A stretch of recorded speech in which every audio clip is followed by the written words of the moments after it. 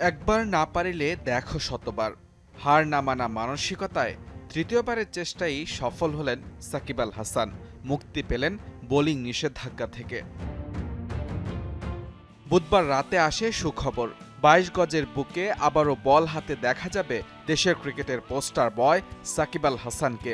ইংল্যান্ডের লফবোরো ইউনিভার্সিটির ল্যাবে দেয়া বোলিং অ্যাকশন পরীক্ষায় পাশ করেছেন তিনি। ফলে সব ধরনের ক্রিকেটেই বল করতে পারবেন তিনি। গেল সেপ্টেম্বরে সারের হয়ে কাউন্টি চ্যাম্পিয়নশিপ খেলতে গিয়ে প্রথমবারের মতো সাকিবের বোলিং অ্যাকশনে ত্রুটি ধরা পড়ে, যার ফলশ্রুতিতে সাকিবের বোলিং অ্যাকশন অবৈধ ঘোষণা করে নিষেধাজ্ঞা দেয় ইসিবি। এরপর নিষেধাজ্ঞা দেয় আইসিসিও। ফলে চ্যাম্পিয়ন্স ট্রফি দল থেকে জায়গা হারান তিনি। তবে থেমে থাকেননি সাবেক বিশ্বসেরা এই অলরাউন্ডার।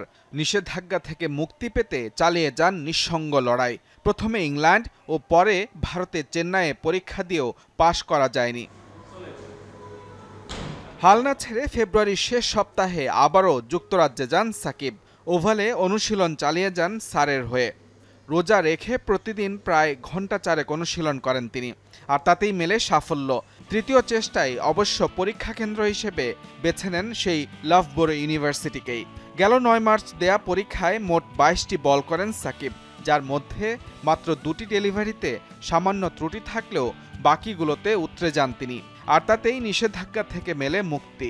সব ধরনের ক্রিকেটে বল করতে আর কোনো বাধা থাকল না টাইগার অলরাউন্ডারের। তবে ল্যাব থেকে মুক্তি মিললেও দেশের ক্রিকেটে ফেরার টিকিট কবে মিলবে সেই উত্তর অজানাই রয়ে গেল সাকিব আল হাসানের। মুজরাবেন তারেক, যমুনা স্পোর্টস।